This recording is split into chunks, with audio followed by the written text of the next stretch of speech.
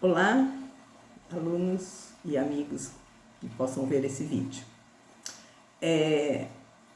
Seguindo as orientações da Secretaria da Educação do Estado de São Paulo, então eu passei essas atividades para os alunos e eu vou explicar algumas coisas aqui para ajudá-los a realizar as atividades, né? Então, a atividade do primeiro ano, ela é para ser feita com base nas orientações da apostila, né, fornecida pelo governo, das páginas 24, 25 e 26, tá?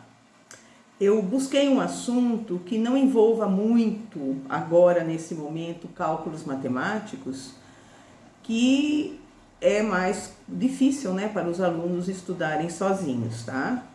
Então, é um assunto mais conceitual neste momento, tá? E nós vamos estudar as leis de Newton, começando pela primeira lei, a primeira lei de Newton. Antes de iniciar as atividades, a apostila sugere que vocês assistam um vídeo curto de 12 minutos que resume a vida de Newton. É um vídeo bem interessante, né?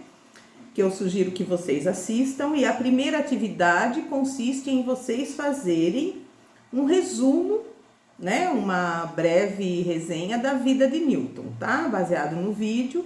Eu coloquei um link lá também que vocês podem acessar, que tem mais informações sobre a vida do Newton, tá? Então, o Newton foi um cientista importantíssimo, né, para a física e para a ciência, né?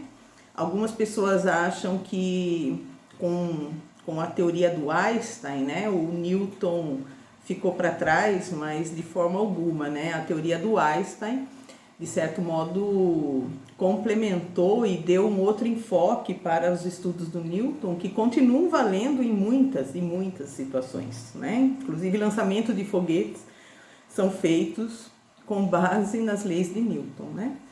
Então, é muito importante que vocês conheçam esse personagem, né, da história, da ciência, que realmente...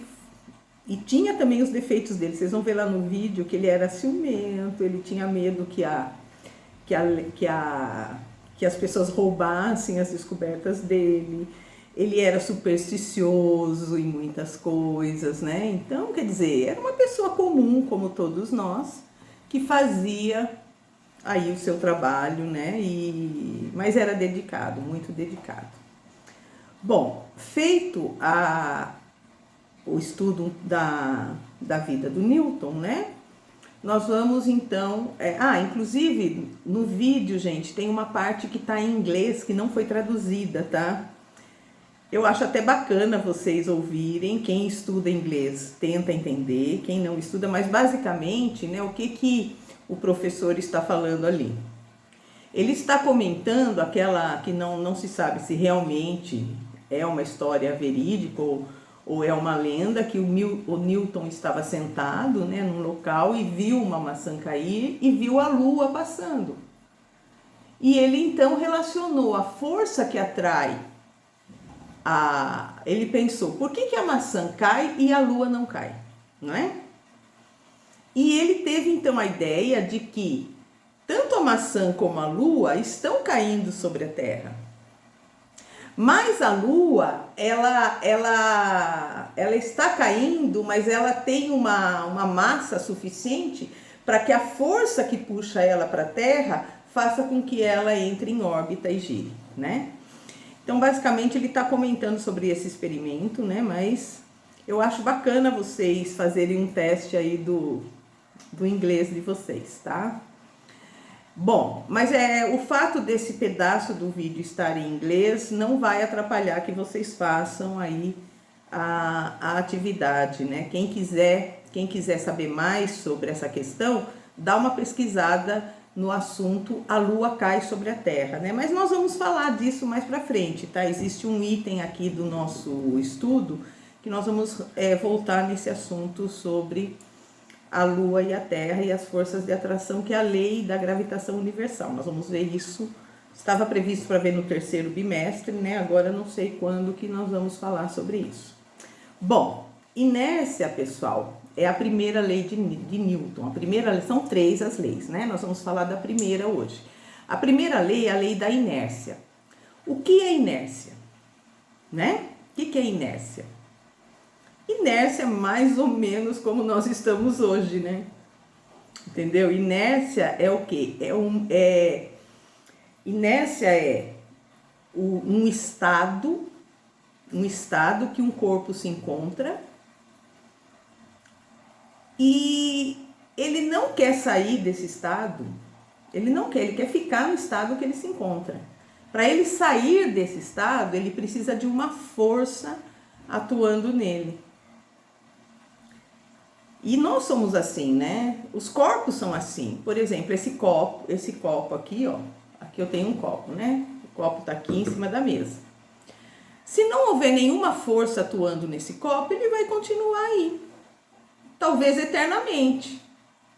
Não é isso? Se ninguém mexer nesse copo, podem se passar milhares de anos, né? Se a mesa não deteriorar, cair e o copo quebrar, quer dizer, se tudo continuar como está, o que vai acontecer? Esse copo vai continuar aí. Então, nós podemos dizer que esse copo está num estado de inércia.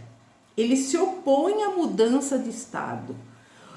Então, para que esse copo saia do estado de inércia, uma força tem que atuar sobre ele. Por exemplo, eu peguei o copo, então o copo saiu do estado de inércia, né? Ele se movimentou, ele ganhou energia, né? Então, o estado de inércia não significa apenas que um corpo esteja em repouso, parado, tá? Um corpo pode estar em movimento, mas também estar no estado de inércia. Isso acontece quando a velocidade com que o corpo se movimenta é constante, ou seja, se ele se movimenta com uma velocidade que não varia, que é sempre a mesma, então ele também está no estado de inércia. E aí nós podemos citar como exemplo, né, que é um exemplo que os alunos, que a gente sempre comenta com os alunos, do ônibus, inclusive tem no livro, tá, gente? Na página 112 do livro, tem também uma explicação sobre a lei de inércia, 112, 113, até a página 115, tá? De 112 até 115 do livro didático, também tem a explicação dessa lei. E tem ali, inclusive, alguns desenhos explicando, né, o que acontece, por exemplo, quando você está dentro de um ônibus. Imagine que você está no ônibus, né, da Aparecidinha, por exemplo, que pegou ali a Castelinho, né? Então, ele tem um longo trecho retilíneo, né? E vamos supor que seja um dia que não tem movimento, então ele embala numa velocidade de 60 km por hora ali, desde o início da Castelinho, ele vai rodar ali, né? São quase 7 km para chegar até o trevo, né? Da Aparecidinha. Então, supondo que ele pegou essa velocidade constante de 60 km por hora, a gente pode dizer que, se a velocidade não está variando, esse corpo, né, esse ônibus está se movimentando com velocidade constante, então, portanto, ele está em inércia. E os passageiros que estão dentro do ônibus, qual a velocidade deles? Eles também estão se movimentando a 60 km por hora. É claro que em relação ao banco, em relação a outra pessoa dentro do ônibus, essas pessoas estão em repouso, né? Elas não estão se movimentando, mas em relação à estrada, a uma pessoa fora do ônibus, as pessoas dentro do ônibus estão no movimento junto com o ônibus e estão no movimento uniforme com velocidade constante. Supondo que, de repente, um animal sai da beira da estrada e atravessa a frente do ônibus e o motorista freia bruscamente. O que vai acontecer com essas pessoas que estão dentro do ônibus? Elas todas vão continuar o movimento. Por quê? Porque a lei da inércia, a força atuou no ônibus, a força não atuou nas pessoas. Então a tendência das pessoas é continuar o movimento. Por isso que as pessoas vão para frente e se chocam umas com as outras. A hora que elas se chocam umas com as outras, aí sim ocorre a variação da inércia, né? A variação do movimento, e então as pessoas aí vão parar e não vão mais continuar no estado de inércia, porque houve uma força que atuou nelas. Entenderam, gente? Então é isso, tá? A atividade 3, então, vocês podem discutir no grupo, tá? Ali fala pra gente fazer uma discussão. A gente criou um grupo do WhatsApp, vocês podem discutir ali no grupo o que vocês quiserem, né, sobre isso. É para responder essas duas questões que estão aqui, A e B. E a terceira atividade, pessoal, já que nós estamos aí num confinamento, né, que é difícil, né, pra gente fazer atividades, tal, tem um experimento aqui muito simples, gente, muito simples mesmo. E eu sugiro que vocês façam, e eu pedi para vocês fazerem a atividade e filmarem, tá? E postarem o filme ou me mandarem o vídeo, né? Não só fazendo atividade, mas também explicando o que vocês entenderam relacionado com a lei da inércia, tá bom? Qualquer dúvida, falar no grupo, a gente responde, tá? Uma boa atividade, uma boa quarentena. Não saiam de casa, gente, por favor, não saiam de casa, tá? Não escutem essas notícias de que essa gripe é uma gripezinha, de que ela não mata jovens, tá? Não acreditem. Tudo bem, a mortalidade da gripe é muito baixa se você tiver atendimento, se você tiver cuidado, né? Ninguém vai morrer de coronavírus.